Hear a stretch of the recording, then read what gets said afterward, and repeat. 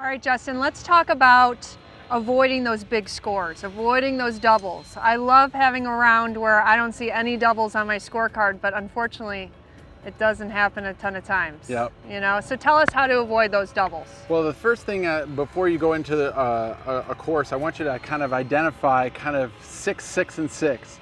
These are going to be 6 easy holes, 6 medium holes, and 6 hard holes. Okay. And managing your expectations.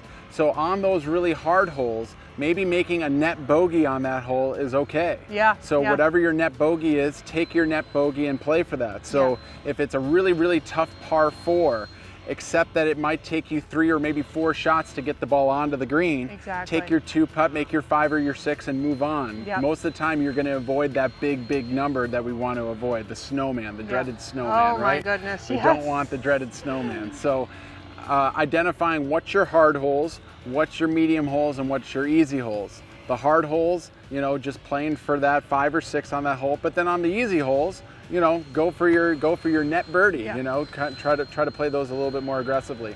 But knowing where your 6 holes are and knowing which type of a hole it is super important. And really, what you're trying to say too is just ignore that par, that number that the par is. Just, you know where your game is at. And Exactly.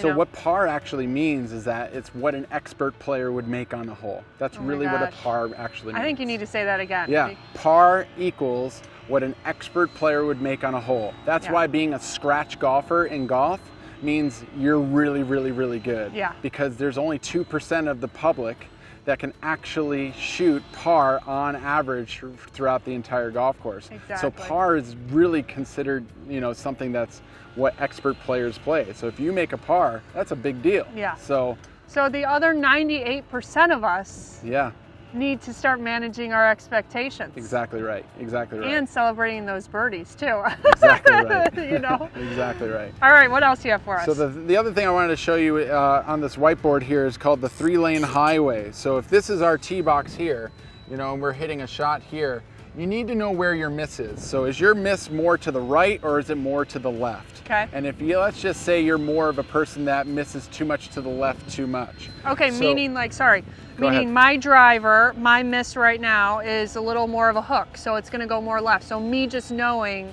that my miss is a left. Yep. So left shot. Okay. Perfect example. So we would envision the 3-lane highway. So basically, the fairway is 3 different lanes here. Okay. And what we're trying to do, if we're the golfer over here, we're trying to, if your miss is more of a left shot, we're trying to start it down the right side of our lane so that when it hooks back to the left, we're ending up into our spot there. And then also trying to control how much of that hook there is, right? Okay. So, which is more controlled through the club face and managing that. But basically, we have our center line here, and we're trying to get, obviously, our ball to go more down the right side of that lane and then end up kind of in the middle of our fairway. But breaking up the fairway into 3 different lanes kind of allows you to kind of focus on what part of the fairway are you starting it down. Okay. The other way would be kind of if you're missing more to the right, you would want to more start it down the left lane and then have it fade more down into,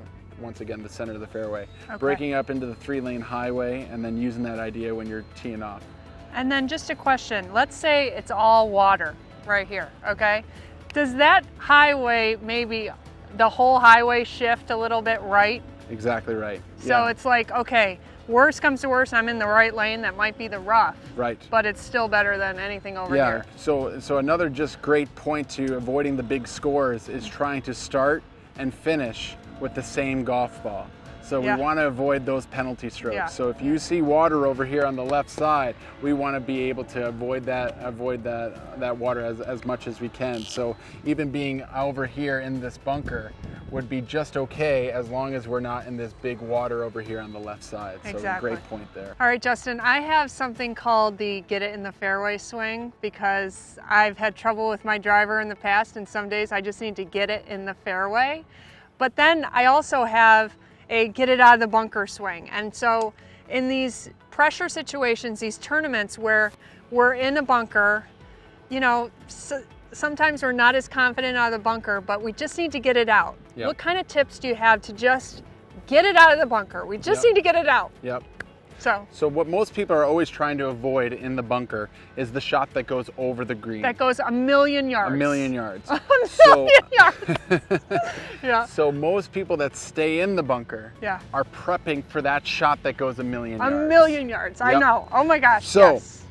I've always kind of coined the phrase fat and fast, meaning that the key to getting out of the bunker is swinging fast. So that ball that goes a million yards, Yeah. that is the swing we actually want, but you have to hit the sand first. Yeah. What a lot of people do when they just keep staying in the bunker, they can't get the ball out of the bunker, Yeah. means that they are doing the fat part, meaning they're hitting it the sand Yeah. first, but they don't have the fast part. Like they're decelerating. They're decelerating for Yeah. sure. Okay. Yeah, so it's getting that speed through the ball and actually making sure you're gonna bring that speed that's gonna put the ball over the bunker or over the green, but then you're going to hit the sand, which slows it down.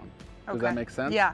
So maybe even as a practice swing before getting into the bunker, you're just really trying to get that swing speed going. So yeah, so what I would be thinking in my head when I'm getting Yep. ready to hit this shot is like, all right, this swing here will get over that green. I love this swing right here. Notice how I'm finishing over that left shoulder. Yeah. Most people that stay in the bunker have the dreaded no finish Oh my follow gosh. through. Yes. So yes. we need to make sure that we're following through, which keys into that fast part. Yep. So I'm kind of doing a couple of practice swings to make sure I'm going to finish right over that left shoulder with a lot of speed.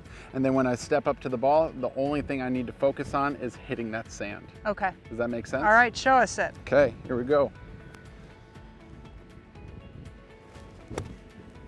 Boom. And it did not go a million yards.